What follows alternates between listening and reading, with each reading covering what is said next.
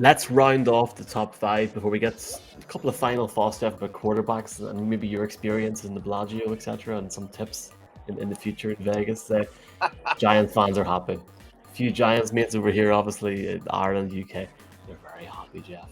Kayvon Thibodeaux going to five, and we'll talk about number seven maybe in a different show. But look, I mean, for him to be sitting at five, they must have been extremely happy to get their man at five there. And this is the guy that can.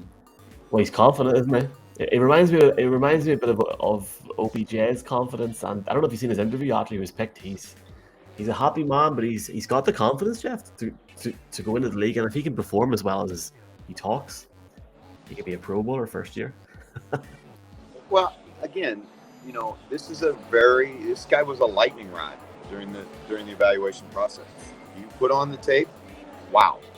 I mean, wow. He's got such great quickness off the ball. He's got length. He's got more sophisticated arsenal of pass rush moves than most kids do coming out of college. Now, remember, the guy who coached him at Oregon is a guy named Joe Salavea. And Joe Salavea played in the National Football League.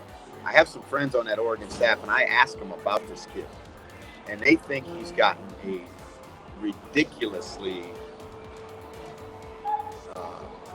wrong narrative about who he really is.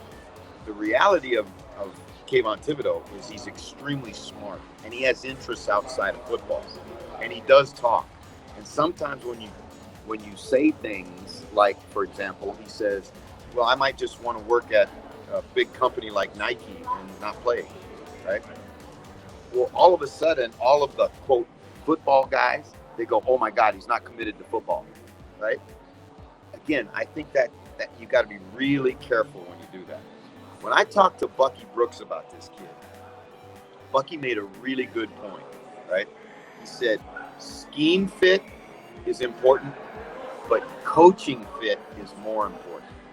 Because this is a kid that is going to question you, right? Not because he's a knucklehead. He's going to question you because he wants to know, right? And so he's going to have to go to a place where he's got a coaching staff that understands it and is willing to adjust to his personality. He has a strong personality.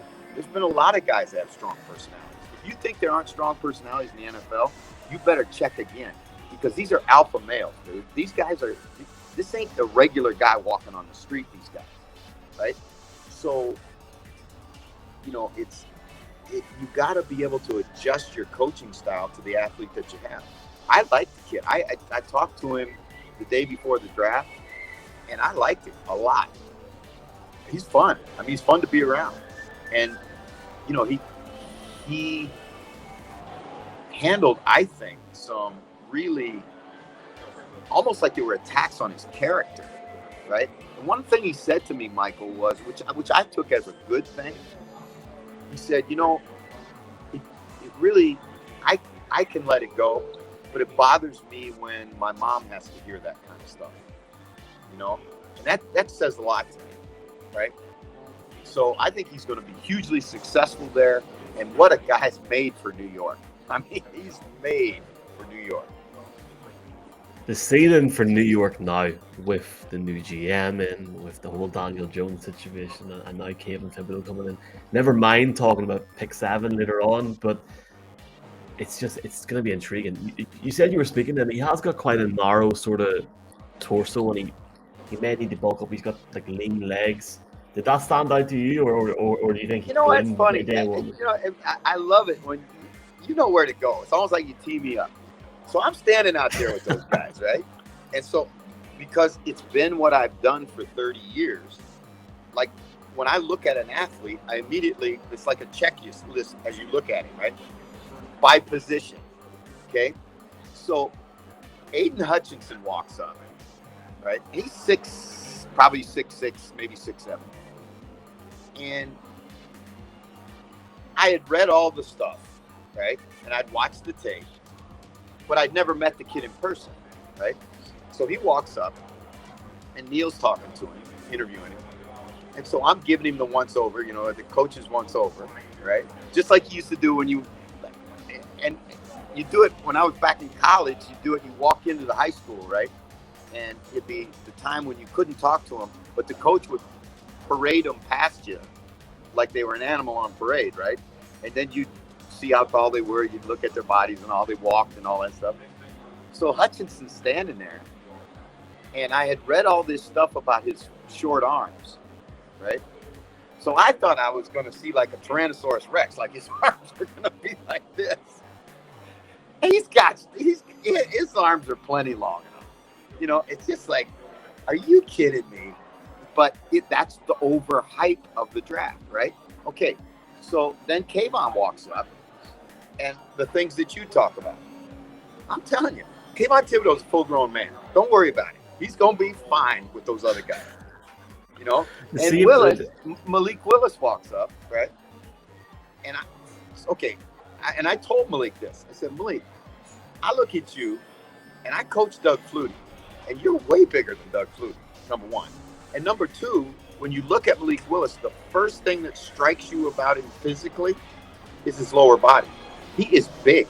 I mean, he is thick in his waist, and not fat thick. He's strong in his hips and his thighs and his lower body, right? That's what you throw from. That's your throwing platform, right? So that's an interesting thing. The next time I see you in person, I think you're going to look me up and down and do your coaches. I mean, what position could he play here, sort of thing, and see what's going on. You know what, Michael? That's something that they really should teach, right?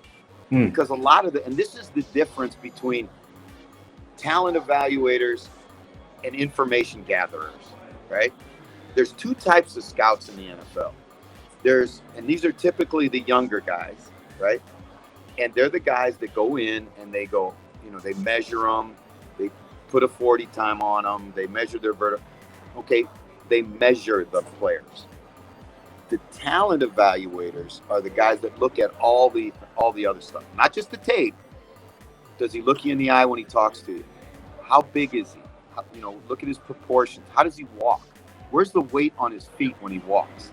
Right? All of those things. You know, is he knock-kneed? Is he bow-legged? All that stuff that